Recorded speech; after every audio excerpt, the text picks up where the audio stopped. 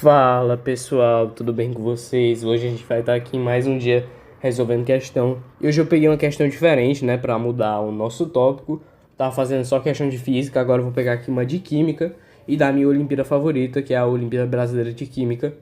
E eu peguei aqui a questão do ano passado, questão discursiva novamente, e eu me arrisco dizer que também não é tão arriscado assim, que essa foi a questão mais fácil da prova, tá? Essa daqui foi a questão discursiva mais fácil da OBQ 2025. As outras estavam mais complicadas, não se deixe se enganar, parecendo que essa Olimpíada é um pouco mais fácil, porque principalmente pra galera que é de turma aí, provavelmente vai conseguir tirar essa de letra, porque ela é tranquila. Mas é um conteúdo que é bem cobrado no ITA, que é essa parte mais do início do módulo de Bohr, ela é bem importante. Essa parte das energias dos níveis e tal. Então é uma questão mais fácil, mas isso não tira a dificuldade da Olimpíada de jeito nenhum. A Olimpíada é bem difícil ainda.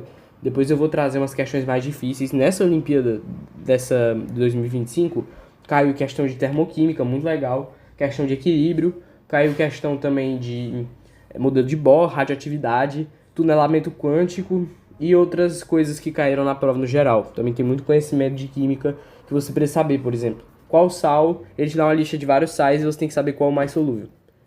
É uma coisa que você tem que saber, macho. Mas enfim, essa aqui era tranquila, então eu vou resolver ela agora. Eu não vou ler esse texto porque ele não é muito importante, ele dá mais contexto. O que você precisa saber é os itens. Você precisa saber resolver os itens. E essa parte aqui também é importante, porque é ela que vai nos indicar o que fazer. Isso aqui só nos mostra que a gente está tratando com o modelo de Bohr, né? A parte dos níveis de energia, o salto entre os níveis e tal, aí bem de boa. Então vamos logo partir para a resolução, né? Vamos pegar aqui primeiro o item A. Qual estado energético um elétron assumirá, segundo esse modelo, se estiver no nível de valência do átomo de hidrogênio? Essa parte do átomo de hidrogênio é importante. Vocês vão ver o porquê. Se você analisar aqui a fórmula da energia do nível, você vai perceber que ela tem algumas peculiaridades. Primeiro, a gente está analisando a energia inicial quando a gente vai trabalhar com os saltos quânticos. E aqui temos uma constante que é definida para átomos hidrogenoides, ou seja, átomos que têm apenas um elétron na sua camada de valência, ou seja, átomos que simulam hidrogênio. Temos esse Z, que é importante também, é o número atômico do átomo que a gente está analisando, e o N, que é o nível que ele está, o nível de energia que ele está. Então vamos lá. Segundo o modelo, qual seria o nível de valência do átomo de hidrogênio? Vamos lá.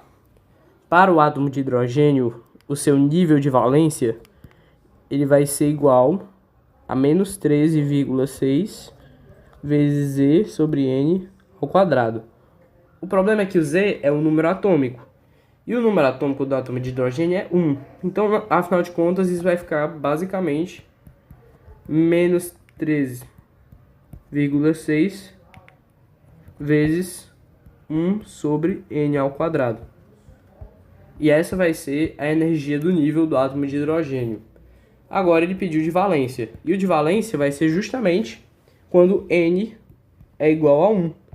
Então a gente vai ter que a energia do nível 1 vai ser igual a menos 13,6 electrovolts.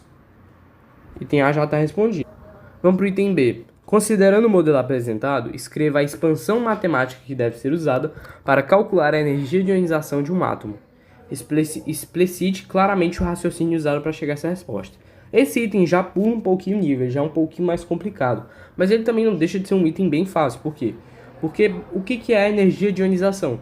É justamente a energia necessária para elevar um átomo hidrogenoide, o seu elétron, para um nível infinitamente distante do núcleo. Retirar ele, praticamente. Retirar ele da eletrosfera. Então, o que acontece com o nosso N? O nosso N final, ele vai meio que tender ao infinito. Então, eu vou mostrar aqui. E ele diz também que precisa ser de um átomo. Ele não diz de hidrogênio. Então, o Z vai ficar no final da conta. Vamos lá. O nosso N final, ele vai tender ao infinito. Então, 1 sobre...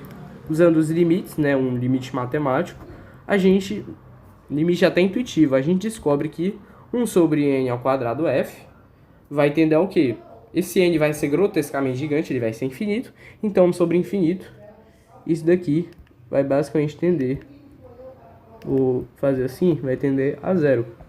Então, substituindo a nossa expressão na matemática, o ΔE da energia de ionização da nossa expressão vai ser menos 13,6 vezes Z ao quadrado, vezes, aí aqui, a diferença dos níveis, né?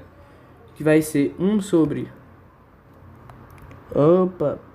1 sobre NF ao quadrado menos 1 sobre N inicial ao quadrado. Essa é a nossa expressão matemática. Porém, a gente já sabe que esse 1 sobre NF vai ser igual a zero. Deixa eu botar aqui, ó.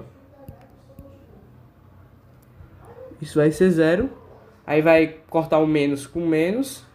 E no final das contas, isso vai ficar que a energia, o ΔE de ionização para átomos hidrogenoides, a sua expressão matemática vai ser menos 3,6 vezes Z quadrado, Z sobre N inicial. Porra, fica direitinho aqui. Ao quadrado. Essa vai ser a nossa expressão matemática para energia de ionização. O item C acaba ficando muito trivial depois que você faz essa demonstração. Ele basicamente pede para você descrever qual seria a energia necessária para fornecer ao átomo de hidrogênio para ele ionizar. Então, faz demais. Essa daqui é quase trivial. Lembra que o nosso delta de ionização? Aqui, ó. Porra.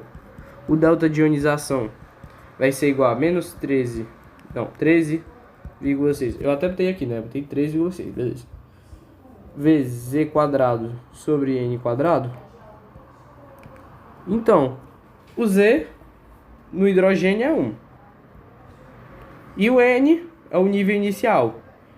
Lembrando que essa é a expressão matemática. Mas o N aqui, ele é o nível de valência. Porque a gente está calculando a energia para ionizar. E a energia de ionização, ela começa do nível de valência e parte até o N final tendendo ao infinito. Então esse N aqui também é 1.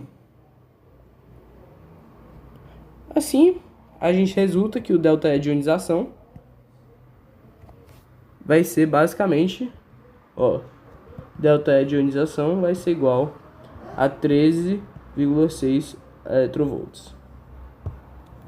Já está acabando aqui a nossa questão. Qual seria a energia envolvida em uma excitação eletrônica para o elétron no átomo de hidrogênio ir de 1s para 2s? Lembrando que no módulo de Bohr a gente não liga muito para os subníveis, porque a gente não tinha ainda essa ideia dos subníveis. Isso foi surgir quando chegou o modelo atômico atual. Então, a gente vai só fazer o ΔE de 1 para 2, algo básico, trivial praticamente. Brincadeiras à parte, vamos aqui para a resolução. ΔE, é bom que você tenha esses valores em mente. ΔE de 1 para 2 vai ser igual a energia 2 menos energia 1. E como ele está subindo, ele vai estar absorvendo a energia. Então, a nossa resposta tem que ser sempre positiva. A energia do nível 2, é bom você saber que ela vai ser 2,4 electrovolts, se eu não me engano. Aí se você não sabe, basta você fazer aquela fórmula e substituir o N, ó. Basta você utilizar dessa fórmula, substituir o N por 2 e depois calcular. Aí você vai perceber que é 2,4, se eu não me engano. Aí menos,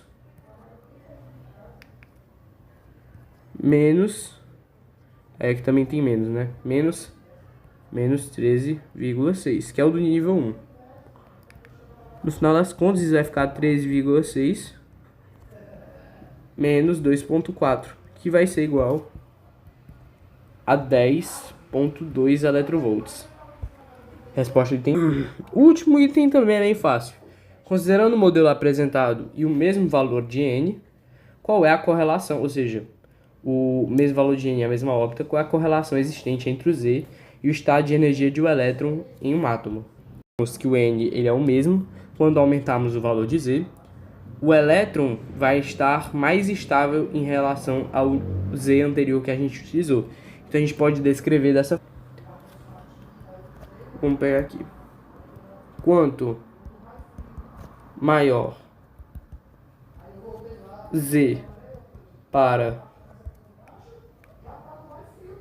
mesmo N, mais estável será o elétron naquele nível. Se você quiser, você ainda pode acrescentar dizendo que seria necessário mais energia para tirar ele daquele nível, passá-lo para um nível adiante. Mas isso só assim já tá bom, até porque se você for olhar o gabarito, tem pouquíssima coisa escrita. Então, meio que é isso. Não tem muito o que fazer. Eu acho que é só isso. A questão já acabou aqui. Então, questão bem fácil aí, dá pra gabaritar. E é isso, pessoal. Valeu, até a próxima. Tamo junto.